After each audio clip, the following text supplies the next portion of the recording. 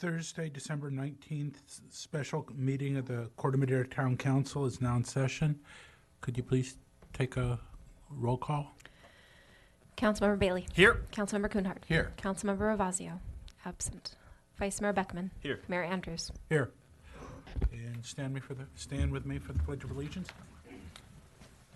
I pledge allegiance to the flag of the United States of America and to the republic for which it stands, one nation, under God, indivisible, with liberty and justice for all. I pledge my allegiance to the Constitution. Okay.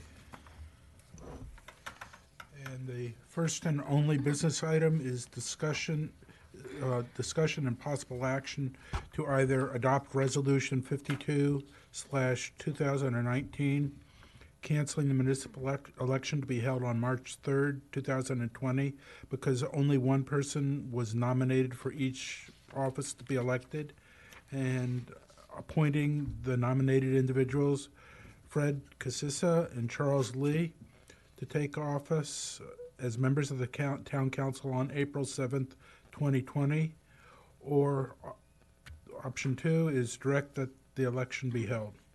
Okay. Rebecca? Thank you, Mayor and Council. And thank you for being here tonight. This is a special meeting that needed to be scheduled.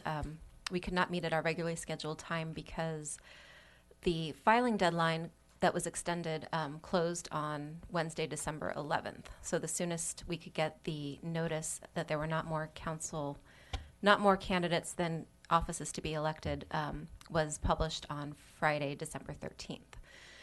And the statute says that you can only, the board can only meet to decide whether or not to hold an election after 5 days following the date of publication, which is today. So that is the choice before you, is to adopt the resolution that would cancel the election and appoint the nominated individuals to take office, or direct that an election be held. And the staff report outlines that the cost for an election in a primary would be between $1.75 and $3 per registered voter. So the cost would be between $11,851 and $20,316. And because it is a primary election with many participants, it is expected that the cost would come in somewhere in the low to middle end of that range. The town council does need to make a decision this evening, and the county elections department will need to be notified following the election what the decision is. And let's see if there's anything other pertinent. We do have one of the two candidates here this evening to speak, and one more is expected to be here shortly if you have questions of either of the candidates. And if you have any questions of me, I'm happy to answer them. Could I ask a question? Sure. Quick question? On what does that range of cost depend? If we know that we're going to have the presidential primary election and the wildfire measure, it will be on it, and so we're going to have a well-attended election. What is it? Is it printing costs? I mean, what's the... The cost is dependent upon the participants on the ballot. Other ballot measures that have made it onto the ballot, qualified for the ballot. Each participant in the ballot is charged a percentage of the total cost of the election. And they won't know that until the whole ballot is Correct. all designed and so forth, and then they can apportion the cost. Is that it? Correct. Huh. But it might be on the low end, like $12,000 or $13,000 or $14,000. That was the best estimate that the county elections department could provide me with, but they assumed that based on past primary elections. Now, if the individuals are appointed rather than elected to council, will it affect their authority, whether they can sit on certain committees, whether they can be vice mayor, mayor? No, I think it's a terminology. The code says that they would, let me find the exact language, they would serve exactly as if elected.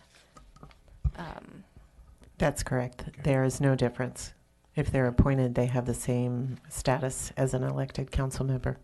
Okay. The persons appointed, if any, shall qualify and take office and serve exactly as if elected at a municipal election of the office. Okay, good. Any other questions? Any comments from the audience? Anybody else come in? Bob, you want to go ahead? Bob Bundy, Golden Hind Passage. I guess I'm not sure what an election would actually benefit the community or benefit the citizens as far as knowing more about the two individuals who are running.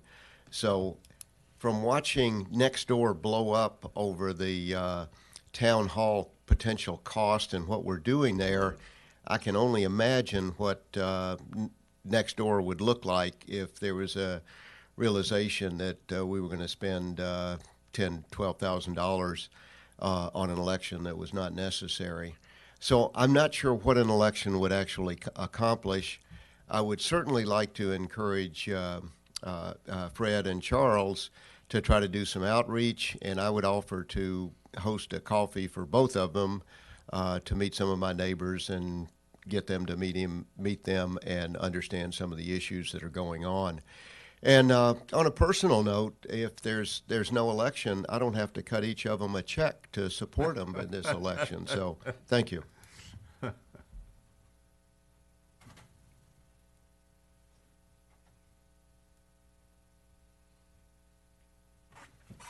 Good evening, Roy Wolford, 37 Seawolf Passage. I submitted information in my statement and position on this. I want to vote for the candidates. It's my constitutional right.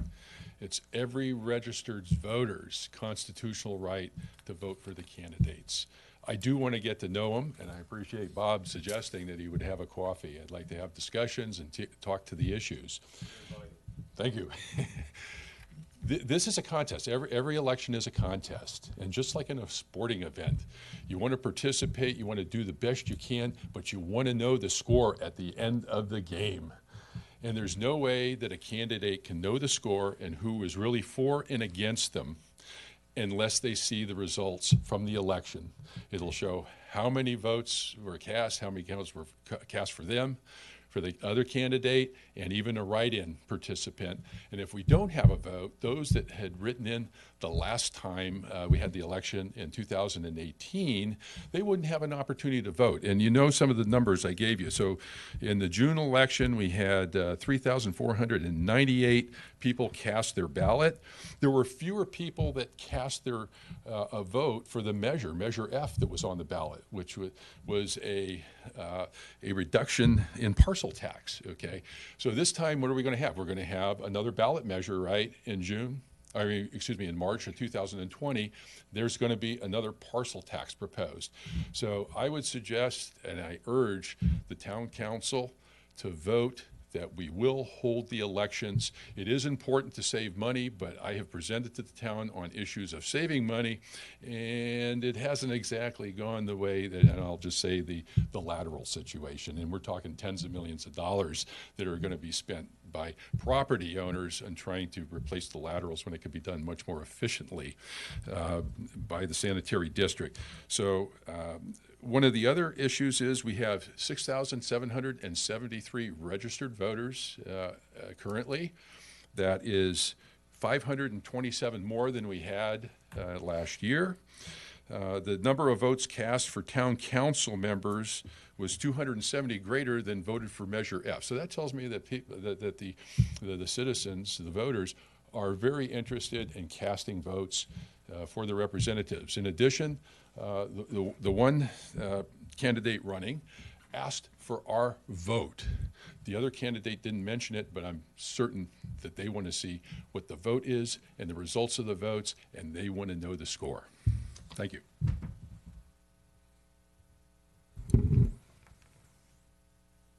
Hi, Pat Ravazio, 427 Oakdale. I want you to know that I'm not here speaking for my husband. I am here speaking for myself as a longtime volunteer and person watching very closely what's happening in Corte Madera.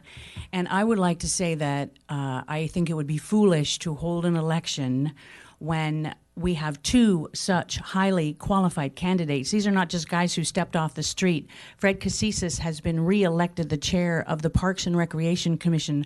How many times, Fred? Yeah, he is the chair of the Parks and Recreation Commission, does a beautiful job, is very civil, is a great leader. I am on the Parks and Rec Commission and working with Fred now, and you could not have asked for a better candidate to step up.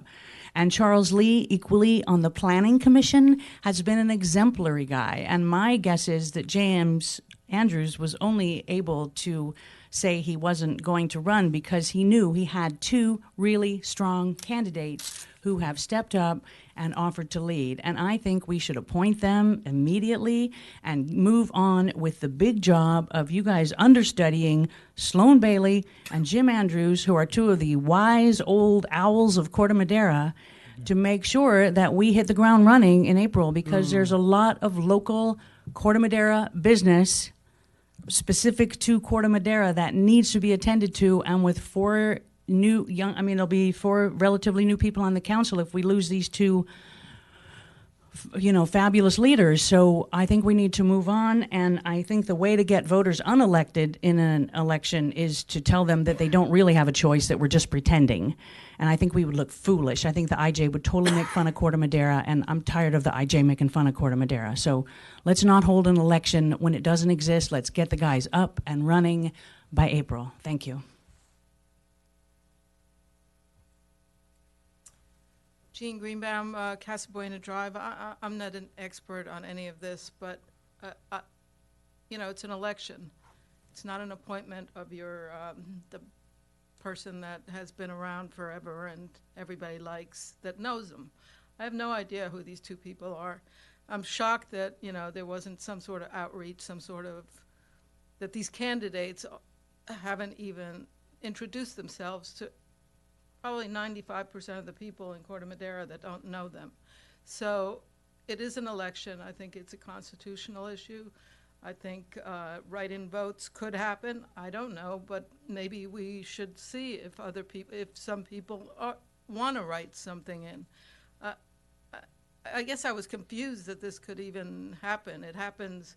We can do this in my condo board, but where only certain number of people run, we can just appoint them. But that's a condo board. This is Corte Madera, and just because they're well known to a small group of people, that doesn't mean they're qualified, or that the rest of the town shouldn't put in their vote. Thank you.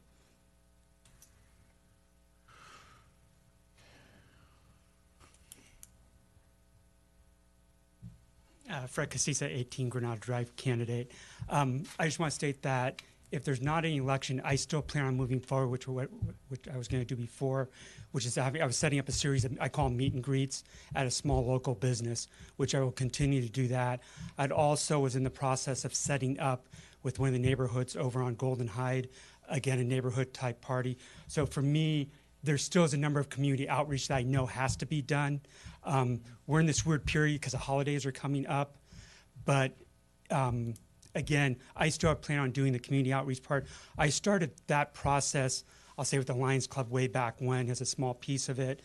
But I know last Thursday I started further down that journey.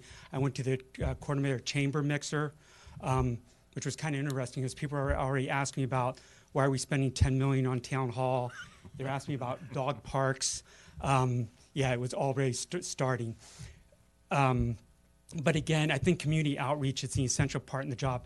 Staff does a great job with preparing the reports, and it's great that you have data and information, the analysis is in writing, but I still think you need to talk to people to understand and see what the people in the town would like to do. And I already realize there's varying opinions, but you have to be open to listening to everybody. So again, there will still be community outreach. Thanks. Good. Any other comments or? Charles, do you have an opinion on this thing? Yes, sorry. Hi, I'm Charles Lee, 9 Monona Drive. So, because I've missed the beginning, I'm going to assume we're talking about whether we want to cancel the general election. That's correct. And appoint. I looked at the numbers, and honestly, for my own personal statement, I can release that on social media. I can engage with the public. I think that there's a real cost to the town, and I don't see. I understand from a moral standpoint, free elections and supporting it, but without challengers or understanding a challenge to, becoming councilman, I think the $15,000 could be used in a much better way for the community. Whether it goes back to the general fund or it could be used for voter registration or 4th of July celebrations or anything, but just extra ink for people to read. That's really how I feel about it. I guess I'm a little fiscally conservative like that. But, in this day and age, I also think that going through the election process and allowing people the due process, I think, of vetting a candidate is also valuable. So for that reason, if enough people voiced an opinion that they would want to see it go forward, then I would happily support that as well. So that's what I wanted to share with you. So. Okay, thank you. Okay, no more public comments or questions? David? I've got some things to say, if I will. Actually, I am totally delighted to say that for the first time, I agree wholeheartedly with Roy Wolford and also with Jean, and for 6 specific reasons. First of all, it's in the Declaration of the first paragraph of the Declaration of Independence. Governments derive their just powers from the consent of the governed. How do we gain consent without an election? I want to make very clear I have no objection to the individuals running. In fact, I really think it's terrific that we as a town boost those who have been serving on the Planning Commission in Park and Rec, in the Lions Club, et cetera, and moving up through and showing that they're caring volunteers in town. One, for the candidates, going through an election gives you a chance to be acquainted with the public and in a arm's length fashion. 2, it tends to force a deeper, immediate acquaintance with the issues. It really does. And with the public's view on the issues. And we do have some strong views bubbling up on different issues that are in front of us right now. 3, it hones the skills of future council members to be able to summarize your views, stand and deliver, and make those clear, and do that in a perceptive fashion. It really does. For the public, and this is speaking, I think, to Dr. Bundy's concern, for the public, an election actually kind of calls on voters to do their homework and learn about the candidates and come out and drill and find out, read those statements that are put in the ballot and then test those and see if, to the extent that they're real. 5, I think it's a reason of lesser importance, Roy, but it does allow the voters a chance to have a write-in and express their personal preference if that should emerge. And appointments don't allow that opportunity for people to write in. Finally, for the town, it adds to the importance of the March 3rd election. And as we know, we have unanimously supported the wildfire JPA, and that will be on the ballot. And this will be just an additional set of local importance with the presidential primary, and it will make that election better attended. And the only thing I feel sad about that Roy did was remind us all that the gentleman sitting next to me got almost twice as many votes as I did in the last election. Did we break 400? But that's an important thing to note. I don't know. I don't think Sloan and I broke 400. I know that your votes were way lower because that was an off-year election. Right. So, okay. So, comments? Yeah, I mean, I honestly don't have a hugely strong opinion about this. I would be disinclined to have the election. So the money looms. The money's a big deal. Why spend $15,000 if we don't have to? the truth is that two qualified candidates have put their names in, and that if a single person votes, that it seems like a waste of the town money and resources to do that. We have David, the one point you made, I asked, just so you're aware, for full disclosure, I called and I did a little bit of research before tonight just to see what the hell was going on. And it's actually in Rebecca's report. There is an explicit elections code section, section 10229. And the question I had for Rebecca was whether the possibility of a write-in candidate, does that mean that we can't, or that we can't have remove the election because there's this kind of remote chance that somebody could write in? And in fact, it's not. We absolutely have the authority to do that. And I'll tell you, just for note, Jim, you don't plan to run like a write-in candidate. Of course not. And there's nobody here asking that we do it because they themselves intend to write in. Roy, did you want to be written in as a candidate? Okay. Well, actually, that would change my mind a little. And so that kind of factors into me. If there was somebody who put in their papers like late and just screwed up the deadline but was seriously wanted to be on, then it's something I would consider. That doesn't exist. So it feels like we're putting them through an unnecessary thing. And what we really want to do is just have them begin to do the work to get ready to do a good job, like I know they both will. I would recommend that both go through whatever outreach they possibly can. Publish things on social media, go to coffees, go to the Lions Club, shake people's hands, you know what I mean? The other thing is, if you can swing it, I would come to all the council meetings from now on, you know what I mean? And I would offer your opinion as much as you can, because it'll be important to begin to get a sense, I think, of what you think, and it's important to me what you think. I'm sure it is to my brothers on the council here. Okay, sorry, I was a little long-winded there. That's my view. Okay. Eli? Yeah, it's a tough question because I think it's definitely a matter of principle, and there's principles on both sides of it. I certainly understand the constitutional argument that voting is really the essence of our nation, and I also am sympathetic to the idea that it's important to know the score regardless. It's about having sort of that information that you gain through an election. So I understand that, but the sort of principle, the countervailing principle, is that we are ultimately the stewards of public funds, and I think one of the responsibilities that's incumbent on us there is that we don't spend money, as Sloan said, if we don't have to. And I think if this was if we were breaking new ground here, or if it was potentially going to be looked at as something shady, by the members of the community, that's one thing. But A, this is explicitly provided for under state law, and B, there's ample precedent for this. I mean, this just happened in Larkspur this year, right? They just appointed council members because they didn't have enough people to run an election. And to me, I think that makes sense. The one thing I will say is that the qualifications of the candidates have been raised here, and to me, that's not even a factor. I think, personally, I feel like I would be acting in bad faith if my vote on whether or not to have an election was tied in any way to how I felt about the two people who've stepped up. Thank you. Just because, I think, there's what it boils down to is that there's two candidates and there's two seats open. And to me, that kind of sets that makes that pretty simple there. Also, it's worth noting that, the candidates don't seem to feel too strongly themselves either way. And then lastly, on the matter of outreach, I think there's still plenty of opportunity for the candidates to perform outreach themselves to the community. And I think that's really critical. So. So we have one yes, one no, and one. No, I don't balancing. think I'm in favor of spending money on an election. Okay.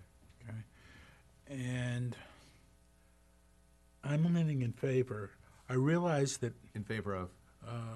holding the election, and I realize that from a functional, practical standpoint, either decision will end up in April with two good people joining the council as Sloan and I roll off. So the real question is, how do we get there? One benefit of campaigning, even though you have the opportunity to scale it way back, is it is an excuse to go around the various sections of town that you might not have visited lately and talk to the people there. But also, I think it's, how shall I put it? We're a representative republic, and I think there is an intangible benefit of the ritual of the candidates or office holders asking the citizens for their vote, their consent to lead them, and then the citizens providing that. And I realize that when you hold an election for 2 seats with 2 candidates, you already know, you have a good idea what the outcome will be. But I think just the ritual of asking for a mandate is important. So anyway, that's where I come out. So we're kind of 2 and 2. So we're tied, I think. 2 and 2. So what does that mean? We flip a coin. It means we try to persuade Yeah. each other is what we do, right? Yes, you should have a robust conversation in where you land, but a affirmative vote is necessary to cancel. Okay. Could I reopen for more public comments?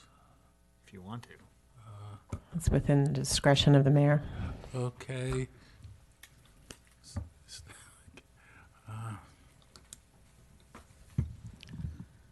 With regards to the comment about how it's not your job to judge these candidates, that is why you were appointed, to make judgments for the community, on behalf of the community.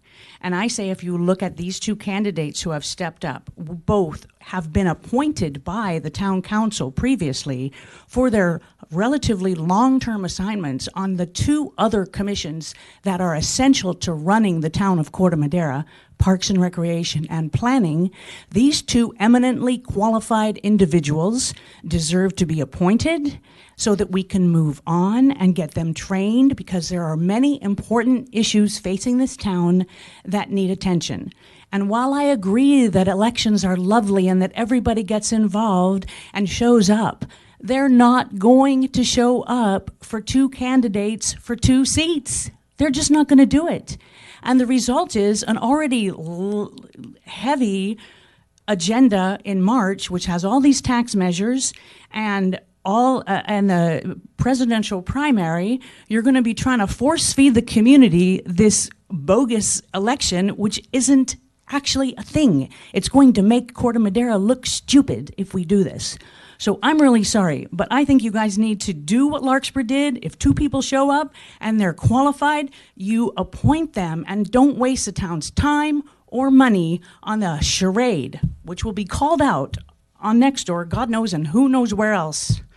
It's silly. It would be silly for you to proceed and have an election when there are 2 people for 2 seats and nobody who wants to launch a write-in. And I tell you what, if you decide there's an election, I'm going to launch a write-in and I'll run. Cool. I'm kidding about that, I think. You got to fill out nominating papers if you're going to do it. Anyway. Bob Bundy, I guess I'm still trying to get my head around what's the difference if there are only 2 candidates and there isn't some big write-in push, which evidently fails in every case that's been referenced. Then what's this going to look like? We're asking Charles and Fred to do some outreach, to try to do some social media, to try to contact people and understand the issues themselves and let people get to know them. But presumably they wouldn't be spending money putting out signs and, to add to all of the other sign pollution that goes on with these elections.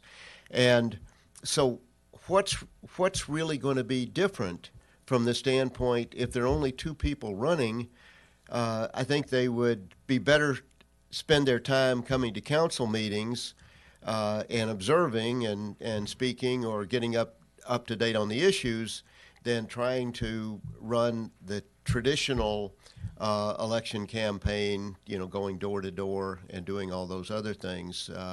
I just am having a hard time seeing how holding the election makes a difference in the outcome and makes it really a difference in the process. I would ask Rebecca if are there examples of other communities that have held elections rather than just going to the appointment process when they just have two candidates for two positions? Judges. Belvedere. Thank you. I was just going to say, Belvedere has a It's a great practice of, company. I was in they have Belvedere, the same guys. Nice work. discussions, and Belvedere typically opts to hold the election uncontested. But almost all of our judicial elections are uncontested, right? If somebody says, I'm interested, here are my qualifications, and then people have a chance to say, oh, well, no, that person was just way over the top as a violator of public rights, or whatever they're going to say, and those elections get counted in different ways. I would remind us all that the rule is that we have an election. The exception to the rule is that we cancel it for the convenience of saving this money. And then the last thing is I had a good conversation with a member of the Larkspur Council who had asked my opinion during Oktoberfest whether or not they should have an election or just appoint. And they went ahead, and I said, absolutely have an election. Test the water, make the folks stand and deliver. And they appointed, and the conclusion this week was that was a mistake. We should have had people come, because nobody knows who they are. Nobody knows them. And they should have been put to the test. I think we're still in public comment now, right? Sorry. I apologize. Okay. Excellent Roy. comment. Thank you. Expediency is an extraordinarily high price to sacrifice my constitutional rights to vote for a candidate or another candidate or write in a candidate. I cannot tell you at this time which candidate or both candidates that I'd vote for or neither, and write in. So Council Member Bailey kind of jokingly asked, would I run for council? No, I was serious, because if there was somebody who wanted to do a write-in, I'm sorry, I shouldn't interrupt. Okay, Go. no, go ahead, yeah. Let's have a conversation. I like the conversation. allowed- I'm supposed to do that. Okay, Go ahead. we'll comment afterwards. But it's an extraordinarily high price to pay. And let me just say, Fred Casesa, he writes here, your vote matters. Vote for me on March 3rd, 2020. Do you still stand behind that statement? Uh-oh. It's not the Well, protocol, I'll rethink my vote. I'm thinking my instruct vote and Roy. whether I'm going to write in or not. Remember, somebody sent me a letter about somebody at the podium Yep. calling out somebody else. Thank you. Good reminder. Your point's taken. Good Okay. reminder. All right. So please, let's have the election. Then there's no question, and we know what the score is at the end of the day. In the evening of March 3rd or March 4th, 2020, we know what the score is. We know what the score is now, but anyway. Okay.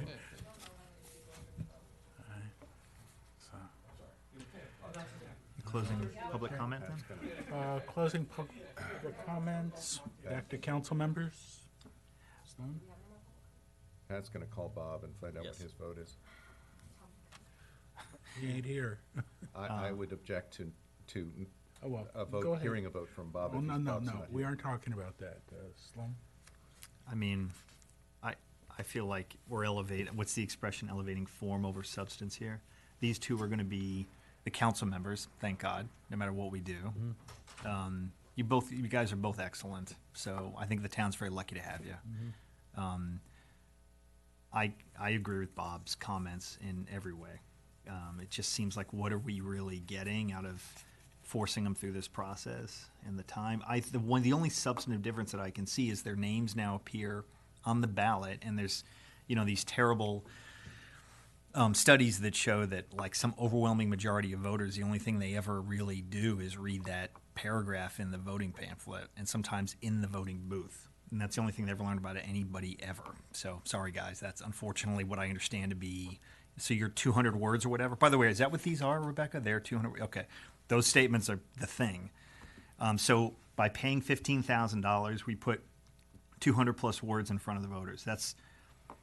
It just doesn't seem like enough to me. I'm not raising the Declaration of Independence. It just feels like we're being a little hyperbolic there, my friend. But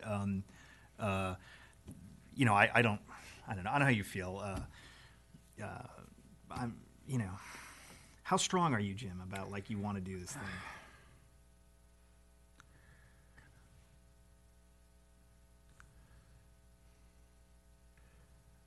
I think, to me, the ritual. Okay, Eli, how strong are you against this thing? Not super strong, but I feel like, you know, again, I don't really disagree with anything that's been said, but I just feel like when you take everything on balance, it's like we know the outcome already, and so it doesn't seem like a fair use of public money. I agree 100%. But I am totally unwilling to have a locked vote over this. I think you and I should just bend to the will here and do this thing and waste public money, because it seems like it would be Well, an I'll just say incredible. that regardless, with the four of us up here, you need an affirmative vote to cancel an election. We can vote. That's right. We can vote as we vote, and It would be superfluous because the election continues then. The election will continue unless you have 3 votes to cancel. Okay. All right. Well, then I would. What's the motion then? Adopt the resolution, and if you adopt the resolution, you're canceling the election. If the resolution fails, then So I will move the resolution to cancel the election. I will second the resolution.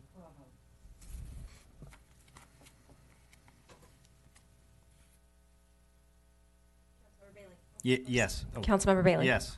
Councilmember Kuhnhart? No. Councilmember Ravazio? Absent. Vice Mayor Beckman? Yes. Mayor Andrews? No. So that's it, right? There it is. And so there's nothing else. One second. Our attorney was concerned. staff was asking for direction to proceed, but you don't need direction to proceed under state law unless you cancel it. It does proceed. So it is within your discretion if you want to provide the direction. It's not essential, and it won't make a difference. Okay. Okay, good. Right. The ritual of our republic. I love it. So, can I adjourn? This meeting's adjourned.